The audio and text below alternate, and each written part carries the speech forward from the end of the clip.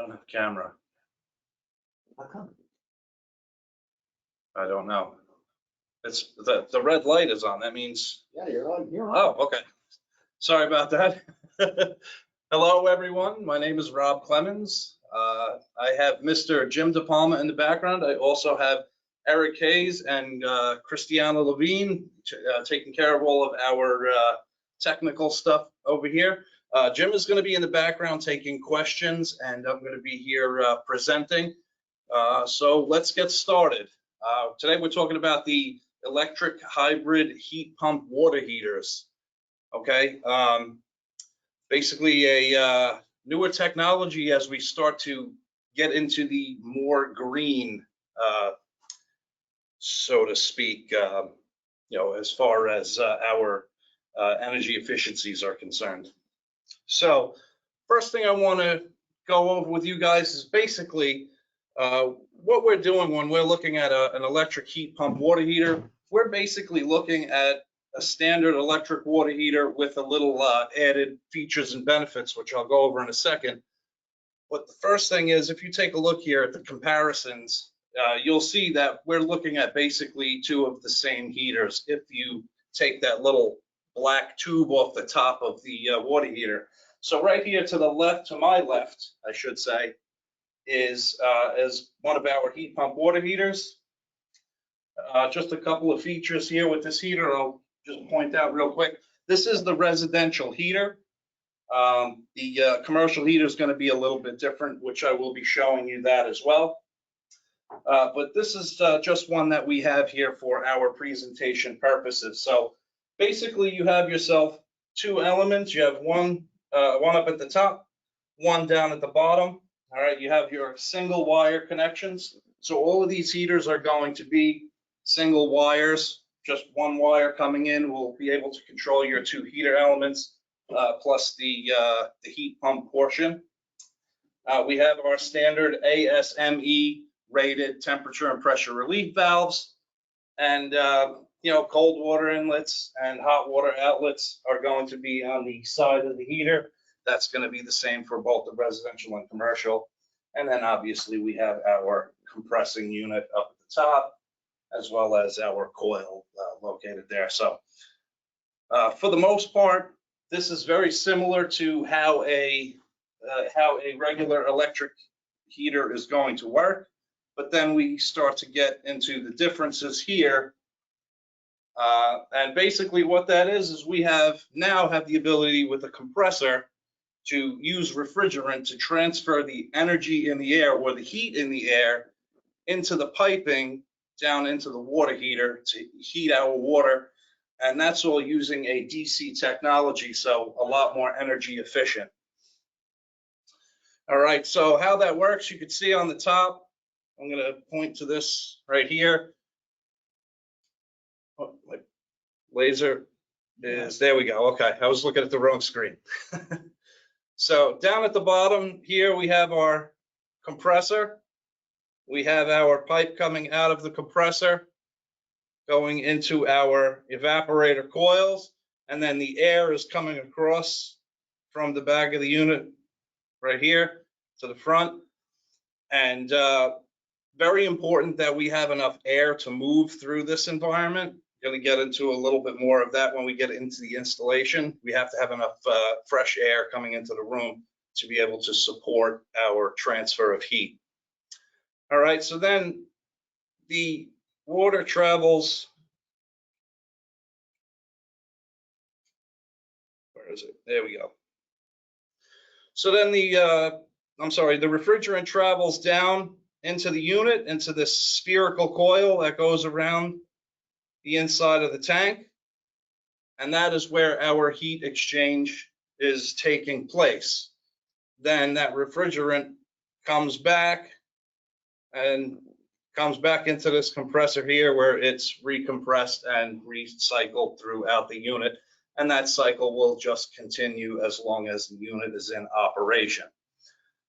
So what this means is, first off, these units have 4 different modes of operation on the residential side. The commercial side has 3. But on the residential side, we have 4 different modes of operation. All right, one is going to be an efficiency, one is going to be a hybrid, one is going to be an electric, and one is going to be a vacation. So the efficiency means that this unit is only going to be operating in a heat pump mode. If we switch it over to a hybrid, it's going to be hybrid and electric. Then we have our electric only mode that would bypass the heat pump altogether. And then we have our vacation mode, which is basically just setting it to a low setting of hybrid heat. I'm sorry, of heat pump rather, so we can save energy while the unit is not in use. All right, so that's the control on that one. So we got questions? You have a question, if you can go back to the last screen, please. Sure. So does it matter with the environment? Like, so the question was, you know, does the unit have to be in a hot environment, or does air temperature matter, or whatever? Yeah, so there are sensors within the unit. It's not going to operate above certain temperatures. 110 degrees for this specific unit. That is to protect the heater from the compressor from overheating. And we also have a low set point, a low temperature of, I don't remember off the top of my head. It's pretty low, and that's only because we're going to be producing condensation, and we don't want that condensation to freeze. I guess the question was more about if this heater's in a cold environment, am I going to be able to run in heat pump mode? Yeah, so if we're in a really cold environment, the heat pump is not going to operate very efficiently, because we need the heat across the coil to transfer that heat energy into the refrigerant. Therefore, if it's a cold environment, we're not going to be able to pull too much of that heat energy out. In those cases, we're going to be mostly operating in an electric mode. Okay, thank you. Yep, no problem. All right, so why are we switching over to this heat pump water heater operation? Basically, this strategic electrification. Right now, here in America, we have 185 cities that are currently signed up for this, basically looking for an 80% reduction in the production of CO2. For obvious reasons, everybody's worried about the the climate and the climate change that we've been seeing over the course of the last 50 or so years, concerns with greenhouse gases and the like, ozone, all that. So basically, they came up with this idea of strategic electrification to try to become more green. A lot of electric vehicles going to be coming out in the near future. GM has signed on for, I believe, 2035. They're going to have their entire model lineup be electric vehicles. So, there's a big push towards that, trying to become more green. And that's one of the reasons why we're switching over to heat pump style water heaters is the efficiency. Some of these heaters can save us up to 70% on our energy costs, and that's obviously going to be depending on what kind of environment the heater's in, how often it's being used, how often that demand is being, that supply is being drained and the demand is at a peak. So another thing that we're looking at here is aggressive local rebates, federal tax credits. Because of this strategic electrification and this huge push to go green, where we're seeing people like the NEEA and the NEEP offering these large rebates to install this equipment to kind of entice end users to start to look at more energy efficient products. As the Fujitsu rep, one of the biggest things that we've seen over the course of the last 5 years is people trying to switch to these heat pumps for heating and cooling of their homes. So along the same lines, this strategic electrification, that's why we're looking to change out to these more efficient heat pump water heaters. Not only that, but you know, it has its advantages over, you know, gas, not just electric. If there's, you know, if we're using gas products, you know, we can eliminate the use of gas. We can also eliminate the need for having to, you know, put out an exhaust for that gas, and you know, so we're saving on labor as far as that's concerned. And they really made these very easy on the installation process, which we're going to get to in a few minutes. Okay, so getting to our model lineup here, we have you know, our 3 residential units, the HPTUs. We have them in a 50, a 66, and an 80 gallon. And then we have our CHP 120. That is the commercial heat pump unit. So we're going to go into detail on a couple of these heaters right now. All right, so one of the important questions to ask yourself is, do we have enough hot water? You know, what our equipment, we want to make sure that we're supplying our end user with, you know, with enough water, you know, to do what they have to do with their daily routines. So depending on what kind of situation we have these 3 different heaters. We have the 50, the 66, and the 80. Remembering always that we're trying to keep our energy costs down. We're trying to keep these units, you know, running for as little time as possible. So in some instances, you might want to get, you know, start to move up to a larger size unit if we think that we could drain these demands a little bit too quickly, or drain these supplies a little too quickly. So for instance, on the 50 there, you could see we have about 33 minutes of shower time there. We could do 4.2 showers back to back, you know, and that's also depending on who's living in the environment. If it's my wife, you know, we could probably only get 2. If it was myself, we could probably get 5 or even 6. You know, it just depends on the end user and how long they're in the shower. We could do almost 3 showers at the same time, 2.9. And we could fill an 85-gallon tub in 7 minutes. If those parameters don't fall into, you know, what we're looking to do, then we can go up to the 66 and the 80, and you can kind of see basically there what you know, what size we're looking, you know, what size we're looking to do depending on our demand. All right, so getting into our commercial hybrid heat pump. A lot of these are going to be starting to be installed in, you know, larger buildings. We could see them, you know, used more frequently in cities. You know, there's really a multitude of different applications there. This is going to be something that's going to be able to produce us a lot of hot water in a short period of time for those commercial applications.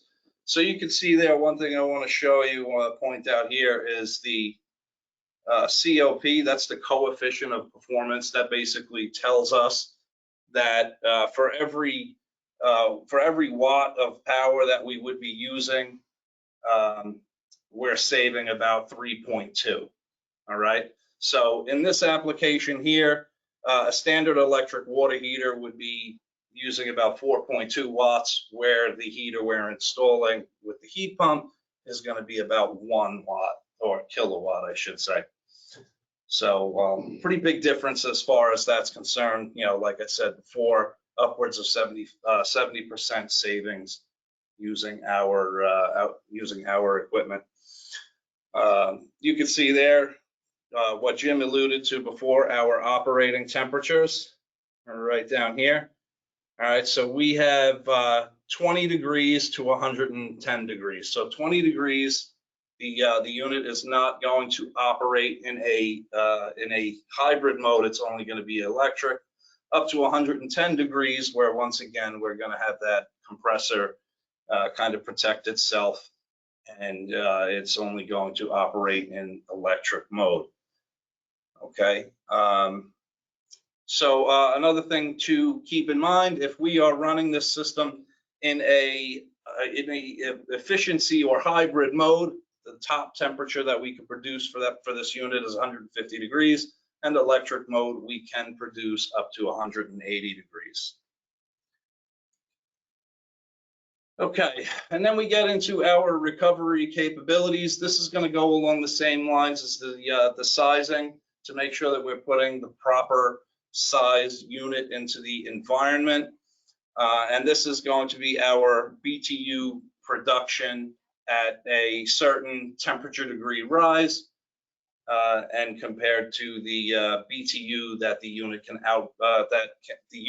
outputs, depending on which setting it's set to. All right, so if you take a look across the efficiency, that's what I stated earlier. That is going to be in a hybrid only mode. In this area, we're typically going to be looking at around the 80 to 110 degree temperature rise, depending on our, our end user settings and incoming water temperature.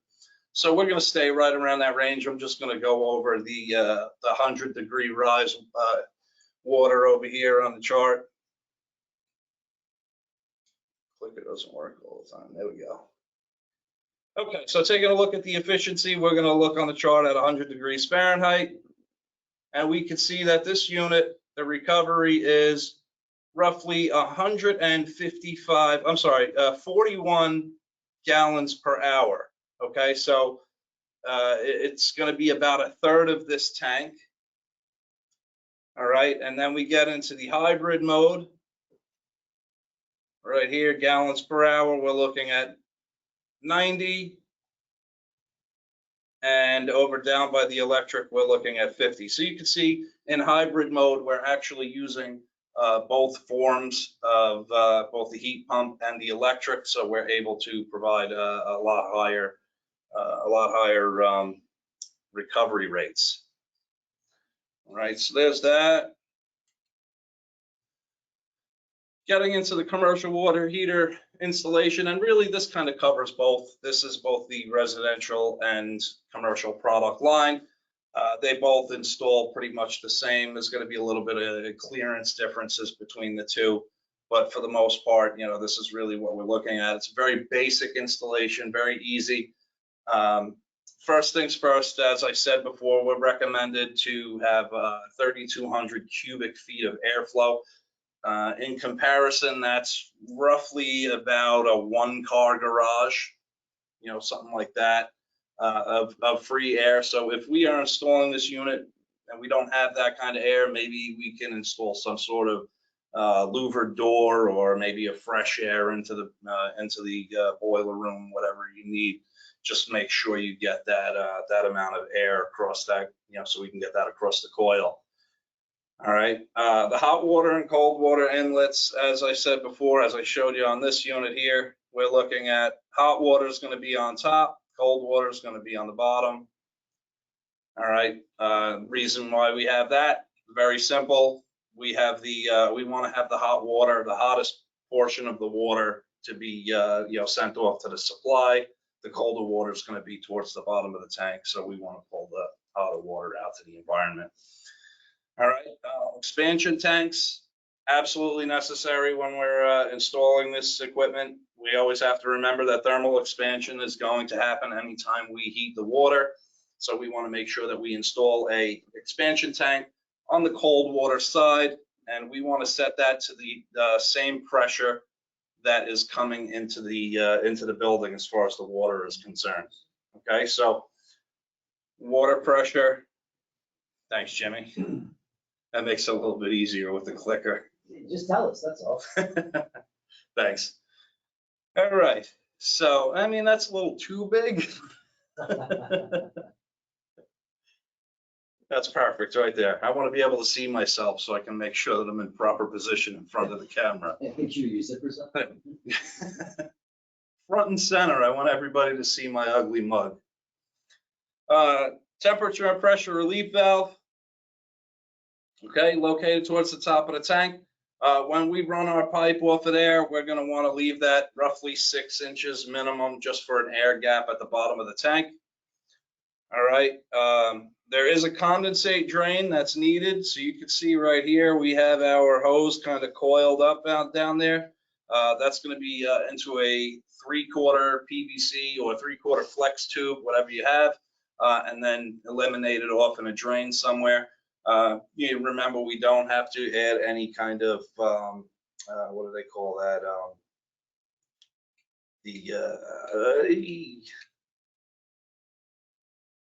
Not coming to my head.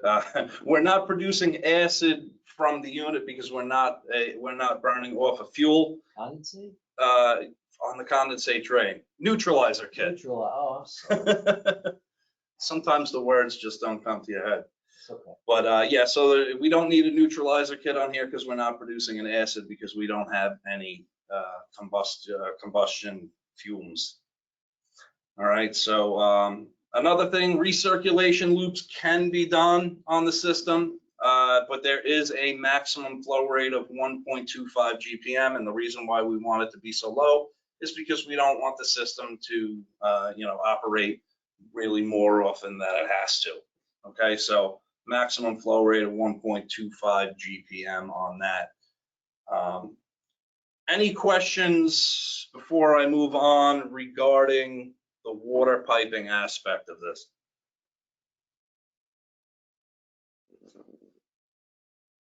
When we're done, gentlemen, I'll open up the mic so you all can verbally ask a question, otherwise type on your screen in the question panel. Any questions that you have?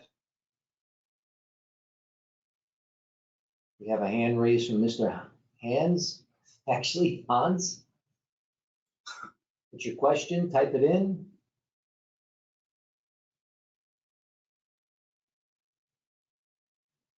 All right, I'm just gonna move on. If he, later on, if he has a question, he can put it in there, or he could, later on shout it out. Right.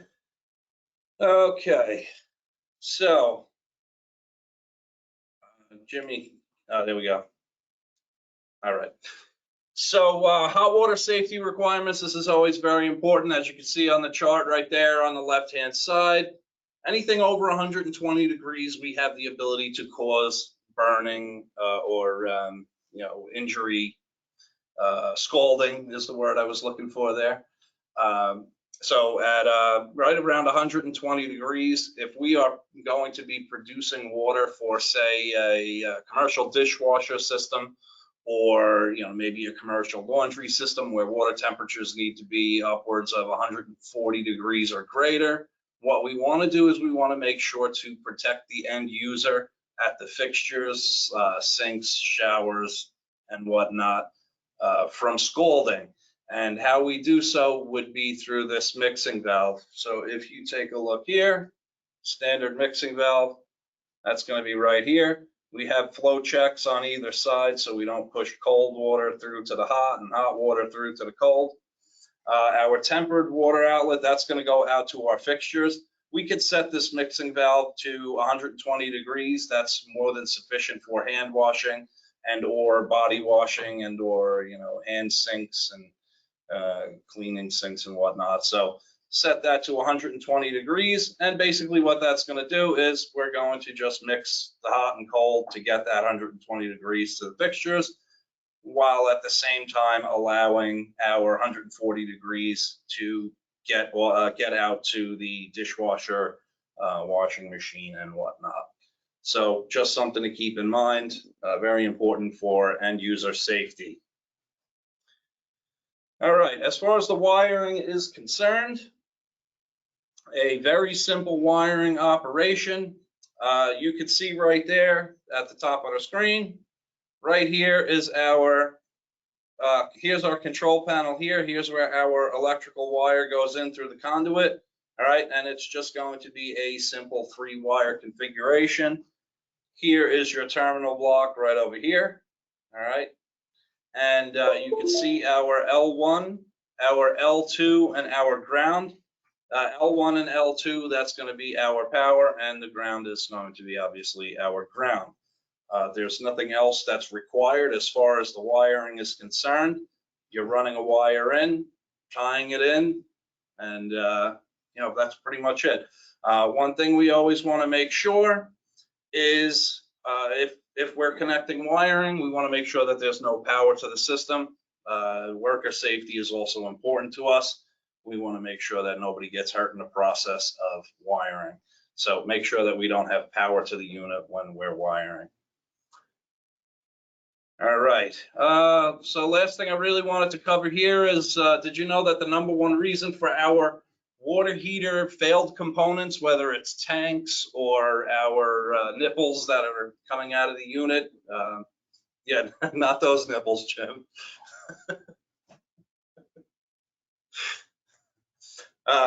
For the metal nipples that come out of the unit, we want to make sure that we protect those as well. So one of the main things that we deal with, especially up here in the Northeast, is limescale buildup on the inside of the unit. And that happens more so when we are heating these products to, temperatures, upwards of 120 degrees or more. They have more of a ability to stick to metal surfaces. So one of the things that we like to, to let everybody know about is the A.O. Smith water conditioning products that are now available. So if that's something that you may be interested in, you can reach us at go to Wales-Darby.com, click on the training link from the website, and you can also reach us at www.hvacinsiders.com to get any kind of information, or you can even look into other training videos that we've done over the course of the last couple months with our new live setup that we have here. So with that, I want to thank you guys for coming out, joining us, and if you have any questions, please feel free to ask them now. All right, we do have a question. One gentleman asked, how's the performance been for these units? So in our territory, the ones that we've sold and gotten installed, what's the feedback we've gotten? So far, the feedback on these units has been very good. The efficiencies, as long as the units have been installed properly sized, everybody raves about them.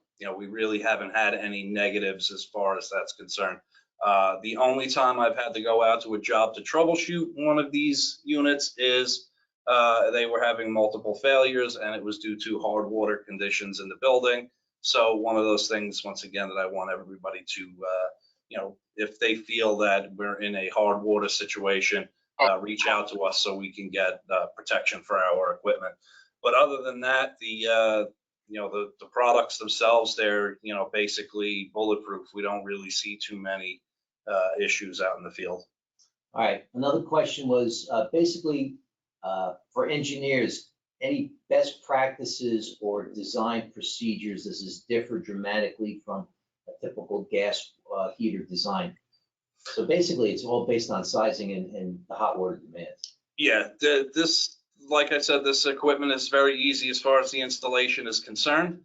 So when we're comparing to something like a gas water heater, for instance, there's a few things that we can, that we don't have to worry about installing when we're installing our heat pumps. Basically, we don't have to worry about gas piping, so we can take that out of the equation. We don't have to worry about venting. We can take that out of the equation. So it's really just the water side and the one electrical wire that you have to hook up. Right. Gentlemen, you do have the ability to unmute yourself and ask a question. You don't have to type it in at this time. Hi, this is Gurpreet here. My question is about the maintenance. Maintenance, what would be our standard maintenance? So standard maintenance, that's also going to depend on water quality as well. In hard water conditions, we're going to want to do our maintenance more often. But for the most part, we recommend once every 6 months to flush the heater. There is a flush valve mounted at the bottom of the unit.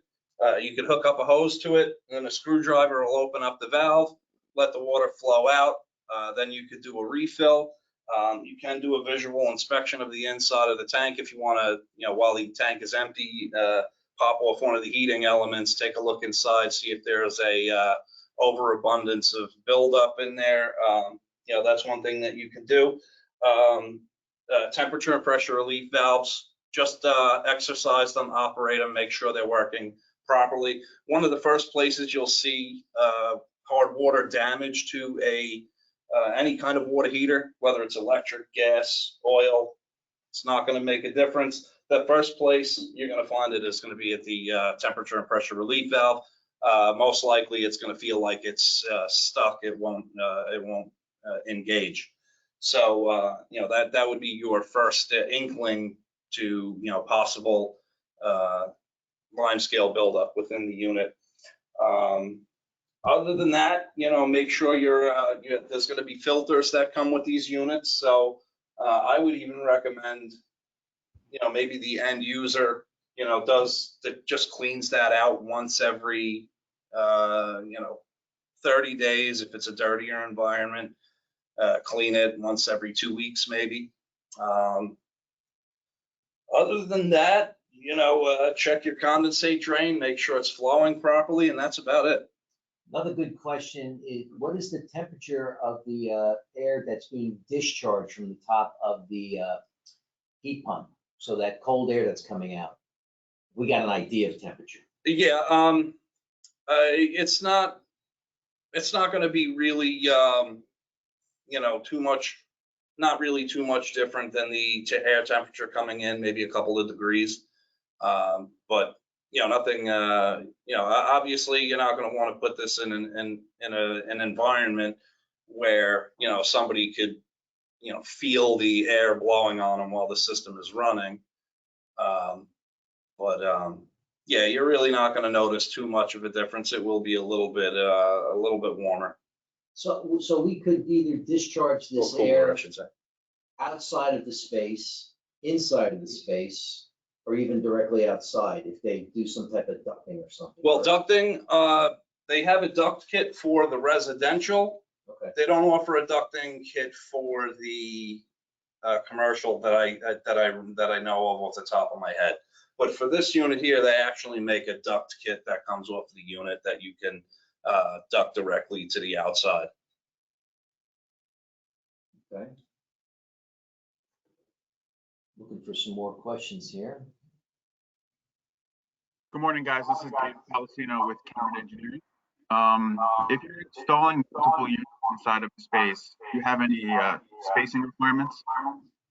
So if we do multiple units within the same mechanical space, do we have any issues with, do we have any requirements for spacing the units out? As long as we're not, my recommendation here would be, that, not to blow air directly onto the next unit. So have them set up in a way that the air isn't affecting each individual unit. And then just enough space around the unit to get in there and service it if you may need to. Also, if we are installing multiple units, we need 3,200 cubic feet of air for one heater. So I would multiply that if we are adding extra equipment. Good point. Good point.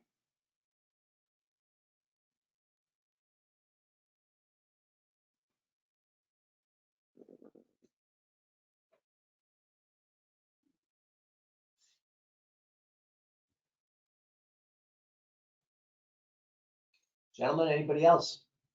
Just unmute yourself or type it in, please. Yeah, hi, this is Gopi here again. sir? If you guys can share the saving calculation, like as compared to the other heaters. Wants to know basically saving, energy savings, sir? Is that Energy what saving. Yes. yeah, what our average energy savings would be? So that's going to depend on first things first. Most importantly, in order for the system to work, it's most efficient. It has to be sized properly.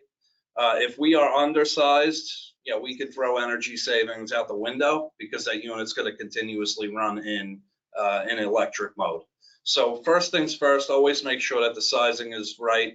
I know I've said it probably 5 or 6 different times, but that's really how important this is when it comes to this kind of product. So with that being said, if the unit's sized properly and you are comparing it to a standard electric water heater of the same variety, we are talking about, roughly 70%, 60 to 70%, depending on usage. That's always going to be what it comes down to. And then if we are talking about gas products, well, we can automatically take the gas savings into the equation because we're not paying for natural gas or propane to come into the building and feed our equipment. So there's that. And then, there is also an electric usage on gas tank water heaters, gas style water heaters as well, if they are power vented or direct power vented. So the hotter the environment, the hotter the ambient air around these units, the question is, the more we're going to run in heat pump mode, correct? yes, correct. The more heat energy that is in the air, the more heat energy we can pull out of the air. But as I said earlier, we want to make sure that we still, that we don't go into temperatures that are going to be too high for the equipment, like an excessively hot boiler room application, for instance, where air temperature could be around 110 degrees. Then that's going to be, that's going to give us the adverse effect. It's going to make us only operate in electric mode because the compressor doesn't want to feel that heat on it. Okay. And another question came in, and this is kind of a hard one to answer because there's so many factors involved. What's the lifespan of these units? So lifespan for the tank itself, really, there's, it really, that the tank itself really depends on water quality. The rest of the unit is just components. So the tank itself really, if we're in an environment that is healthy for, as far as the lime scale buildup is concerned, we could get any amount of time out of that unit. But, components, they tend to fail depending on usage. The warranties vary from 6 to 10 years, depending on which product you're buying. I believe the commercial is actually 3. I'm not 100% sure off the top of my head. It's either 3, 5, or 6. I don't remember. But I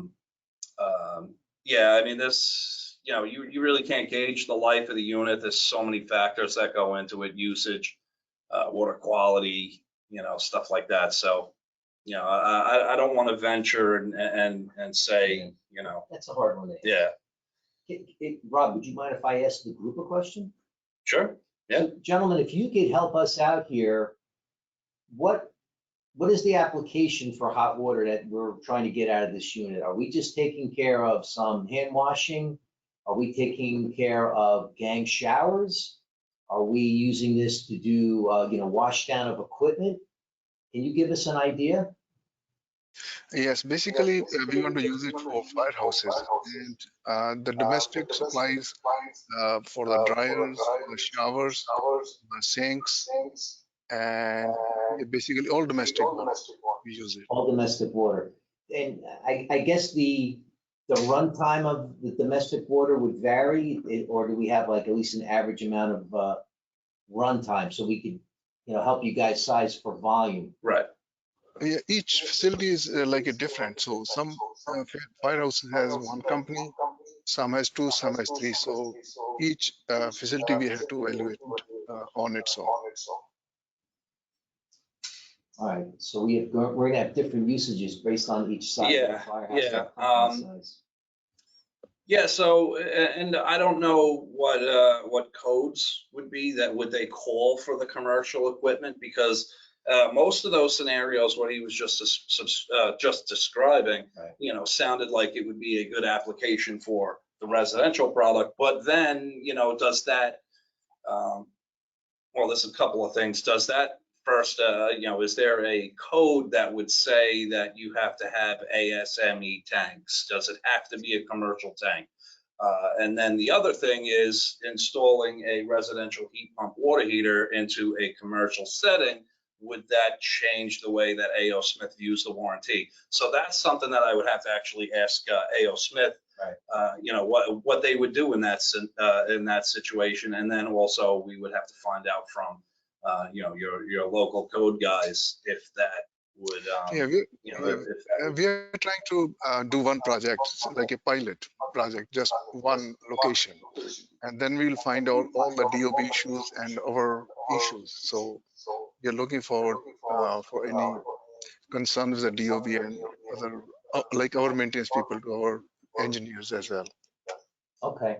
If it's possible for you to send us what that hot water demand would be for that pilot application, we can let you know really the viability of this type of product. Yeah. Yeah, definitely. We'll do that. Okay. Yeah, Bobby, one we had question. another question. I'm sorry, sir. Go ahead. Yeah, one more question. Like our space is like unconditioned in the basement, most of our locations. So the temperature is not that high, is like in the 50s, 60s. So is that good for this one? Because you told that it should be hot air. It's unconditioned basements we have. Yeah, so it looks like where majorities would go would be in a basement Right. where I think year-round temperature maybe gets to a highest of 65. Is that correct, sir? I can go mine, but in the winter it's a little cold when we It's need it. never cold, right? It'll be maybe in the 50s, but Yeah. I'll let you fill in the answer, Robbie. Go ahead. Yeah, so 50, 60 degrees, we still have a little bit of room to pull some heat energy out of the air. Just because we don't feel heat doesn't mean the heat energy isn't in the air. Our refrigerant is sensitive to the changes in temperature and air, and we'll be able to pull, the heat energy out of the air. And if you run into the situation where first thing we got to remember is there's always going to be a storage in the tank, and that's always going to be at temperature. So when we're talking about the recovery process, usually a little bit, on the shorter side as opposed to, completely draining it, like a new install would be. So we would be able to pull some of the heat energy, and we also have the electric elements there as a backup if need be. It's always going to be based on demand. Right. Yeah. We have another question about multifamily apartment building application. Like, can we use this? And I know we've done a couple of jobs with these already. So. Yeah. So the job that I actually spoke about earlier, where we had to go out there, the only time I had to go troubleshoot equipment when we found the limescale buildup on the inside of the heaters, was a multifamily building. I believe every unit had its own individual heater, but you can also, supply heat from the whole building with multiple heaters in the basement as well. So yeah, absolutely, we can definitely do that.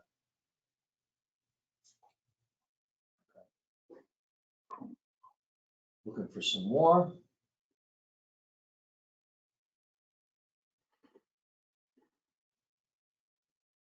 So again, you can unmute yourself or just type in a question if you choose.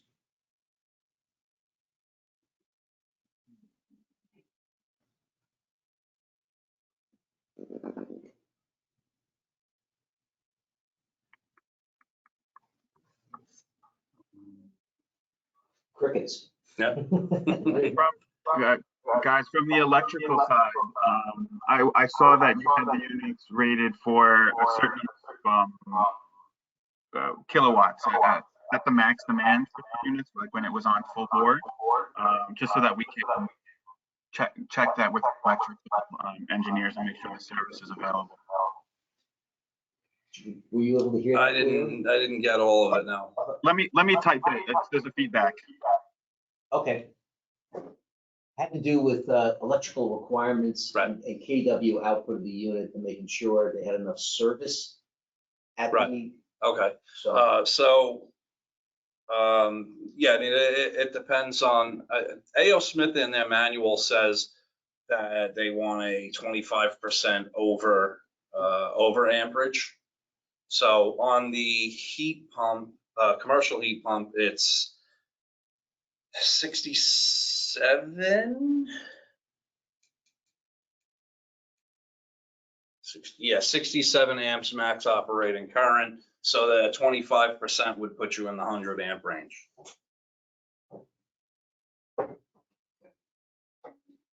Residentially, or the residential styles. Yeah, those are going to be, I don't know if that's going to be listed on this thing. I don't think I included that in here. No, I didn't. I don't remember off the top of my head. I believe it was 30 amps for that. Not 100% sure. We'd have to refer back to the manual. But it would But be less than what the commercial. oh yeah, a lot. Yep. Okay. I hope that answered your question, sir. Yes, thank you. Okay, perfect. Not bad, Robbie.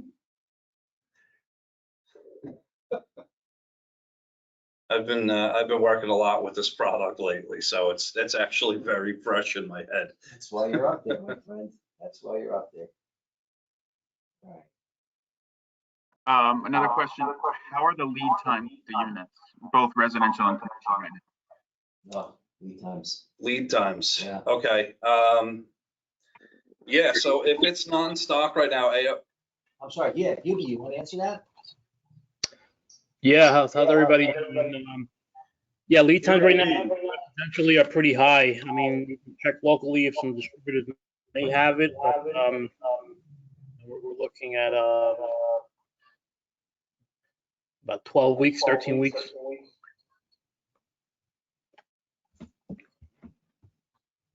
What's on the commercial, Yuki? Commercial is a little quicker, so we'll probably sorry. 7 to 8 on the commercial side? yeah. Okay.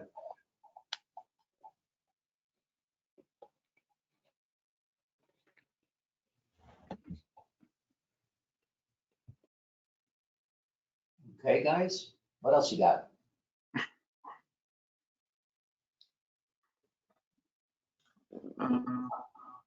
I mean, I think from our side, as the engineers, we would just be looking at the design requirements and matching up our demand. And this was a great presentation. So I think just as we go forward, I certainly see other options, other opportunities for these. And with FDNY, we hope the first pilot goes well, and we learn a lot about the process and continue adding them around. There's a lot of firehouses that can use this, or fire stations that can use this. So it seems like a great product. Awesome. Any design information, volume requirements that you can provide to us, then we can help you guys when it comes to sizing the equipment, which is always the most important thing. Yep. Right. Yeah, when you find that location where you're planning on doing the pilot program, let me know. We'll be there and we'll, take a quick view with what's available, what could be done, can be done. Did everybody hear that? That was from UB, who's our outside sales AO Smith specialist, who covers that New York City area. So if you want to email us, and we can get that information to UB, and he can work with you guys, and then we can help him also.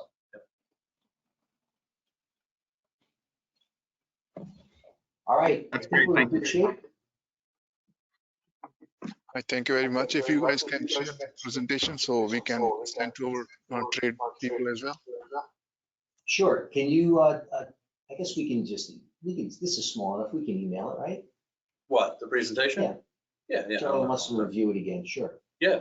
Okay. Yeah, anytime, and if they need anything else as far as training on it's concerned, or any questions or anything, feel free to reach out to us.